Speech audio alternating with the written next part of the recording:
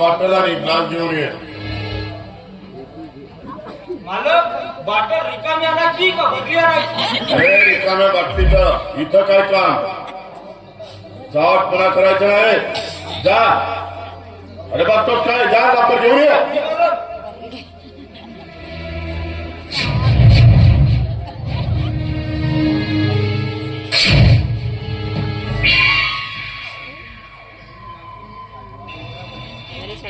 PSI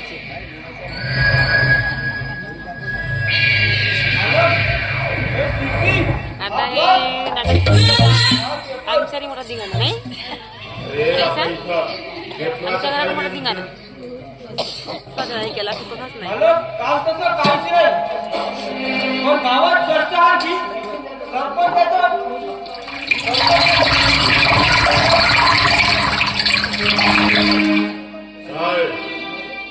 माझा आणि पुण्य प्रताप बरा नंतर बघतो काय कपडे ते. तो बाजारात जा आणि 2 किलो बकऱ्याचं मटण घेऊन ये. रुपये का नाही मालक, तुमच्या नावाला उधारी चालणार होतो की? अरे उधारी आणायची काही गरज नाही. हे घे 2000 रुपये.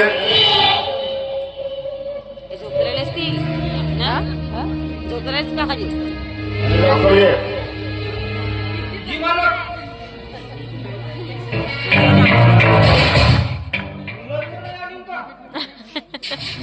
हिरवा सामना काय तुला माहित नाही का? नाही मालक, संभार सरला होता.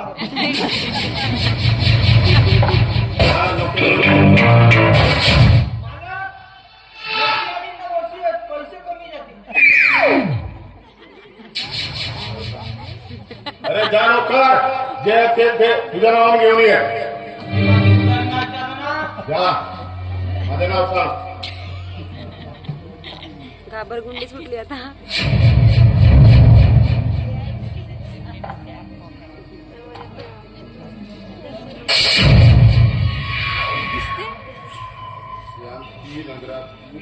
दादा मंदिर साहेब मान होता. या काली दादाचा मान कर.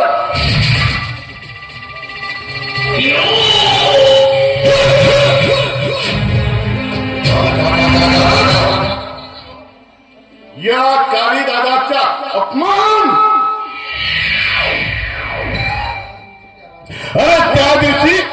त्या दिवशी तो राजेश ज्याला नोकरीसाठी मी 5 लाख रुपये दिले, 5 लाख, तो शेमळा पोरगा मला त्या दिवशी वासनापूर्तीपासून वंचित केलंय.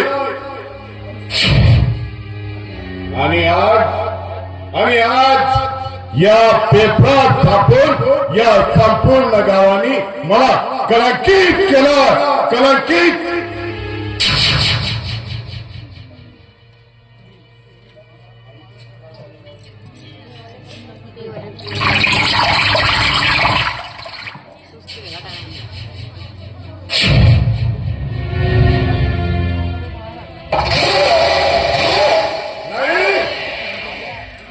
मी हे कदापि सहन करणार नाही. अरे सारे करताय तुम्ही माझ्यावर. तुम्ही आणि तुम्ही सुद्धा. आणि म्हणून तर मी म्हणतोय ये सारी दुनिया है ना, जलती है तो जलने दे. बुझाना मेरा काम नहीं. लेकिन हर एक को जला कर राख न कर दो तो काली दादा मेरा नाम नहीं.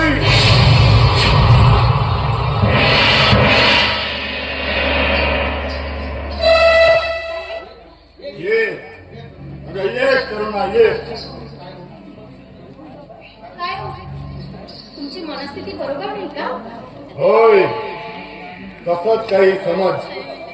अगं कामाचा बोजा वाढल्यामुळे मनाचा अगदी संयम सुटलाय माझ्या. अगं मनाला कसा तो दिलासा नाही. सरपंच साहेब मला बोलायला नको होतं का? अगं त्यासाठीच तुला त्या दंगाला तुझ्याकडे पाठविलं होतं. आणि हो, दंगा कुठं राहिला? दंगा तो तर माझ्या समोरच निघाला. असे कुठेतरी रस्त्यात कवाड फेकारे. परत सांगा सरपंच साहेब, मी काय सेवा करू तुमची? अगं करुणा सेवा करूनच मेवा खायचा असतो. हे बघ, या पुढं तू फक्त या वाड्यावर येऊन माझ्या या ठिकाणी नाच गाणं करायचं. नाच गाणं आणि मला खुश ठेवायचं. कळलं?